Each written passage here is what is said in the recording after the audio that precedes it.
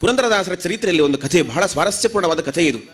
ಪುರಂದರದಾಸರು ಮನೆಯಲ್ಲಿ ದೇವರ ಪೂಜೆ ಮಾಡಲಿಕ್ಕೆ ತಯಾರಿ ಮಾಡಿಕೊಳ್ತಾ ಇದ್ರು, ನೈವೇದ್ಯಕ್ಕೆಲ್ಲ ರೆಡಿ ಮಾಡ್ಕೊಳ್ತಾ ಇದ್ರು. ಅಷ್ಟೊತ್ತಿಗೆ ಅವರಿಗೆ ಕರೆ ಬಂತು ಅಂತ. ವ್ಯಾಸರಾಜರೇ ಕರೆದಿದ್ದಾರೆ, ಪುರಂದರದಾಸರೇ ಬರಬೇಕೀಗ ನೀವು ಕೂಡಲೇ ಹೊರಟು ಬರಬೇಕು ಅಂತ. ದಾಸರ ಮನೆಯಲ್ಲಿ ಪೂಜೆಗೆ ತಯಾರಿ ಮಾಡ್ತಾ ಇದ್ದು, ಗಡಿಬಿಡಿಯಲ್ಲಿ ನೈವೇದ್ಯ ಮಾಡ್ಲಿಕ್ಕೆ ಆಗ್ಲಿಲ್ಲ. ಅಲ್ಲೇ ಅವರು ಅನ್ನ ಮಾಡ್ಲಿಕ್ಕೆ ಆಗ್ಲಿಲ್ಲ ಅಂತೇಳಿ ಅಕ್ಕಿಯನ್ನ ತೊಳೆದು ಇಟ್ಟಿದ್ದಾರೆ. ಸರಿ, ತೊಳೆದ ಅಕ್ಕಿಯನ್ನು ನೈವೇದ್ಯ ಮಾಡಿದ್ರೆ ಆಯ್ತು ಅಂತ ಅಂದುಕೊಂಡ್ರು.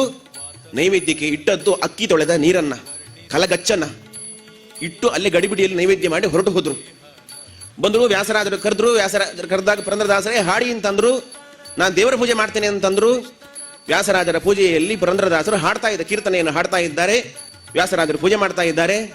ನೈವೇದ್ಯಕ್ಕೆ ಪಂಚಭಕ್ಷ ಭೋಜ್ಯ ಪರಮಾನ್ನಗಳನ್ನೆಲ್ಲ ಇಟ್ಟಿದ್ದಾರೆ ನೈವೇದ್ಯಕ್ಕೆ. ಆದರೆ ದೇವರು ಯಾವ ನೈವೇದ್ಯವನ್ನು ಸ್ವೀಕಾರ ಮಾಡಲಿಲ್ಲ. ಯಾಕೋ ವ್ಯಾಸರಾಜರಿಗೆ ಬಹಳ ಒಂದು ಚಿಂತೆ ಆಯಿತು, ಯಾಕೆ ಈ ತರ ಆಗ್ತಾ ಇದೆ, ನೈವೇದ್ಯ ಯಾಕೆ ಸ್ವೀಕಾರ ಮಾಡ್ತಾ ಇಲ್ಲ ದೇವರು ಅಂತ. ಅಲ್ಲಿಗೆ ಒಂದು ಮಂಗಳಾರತಿ ಮಾಡಿ ಪೂಜೆ ಮುಗಿಸಿದ್ರು.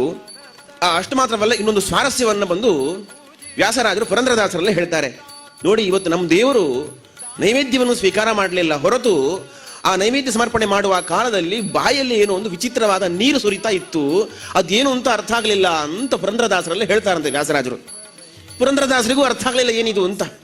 ಸರಿ ಇಂತ ಅಲ್ಲಿಂದ ಮುಗಿಸಿ ಮನೆಗೆ ಬರ್ತಾರೆ. ಮನೆಗೆ ಬಂದ ಮೇಲೆ ದೇವರ ಮನೆಗೆ ಹೋಗಿ ನೋಡ್ತಾರೆ, ಗಡಿಬಿಡಿಯಲ್ಲಿ ನೈವೇದ್ಯಕ್ಕೆ ಕಲಗಚ್ಚನ್ನ ಇಟ್ಟಿದ್ದಾರೆ. ನೋಡ್ತಾರೆ, ಕಲಗಚ್ಚು ಮೊದಲಿತ್ತು ಎಷ್ಟಿತ್ತೋ ಅಷ್ಟಿಲ್ಲ, ಅದರಲ್ಲಿ ಪಾತ್ರೆ ಖಾಲಿಯಾಗಿದೆ.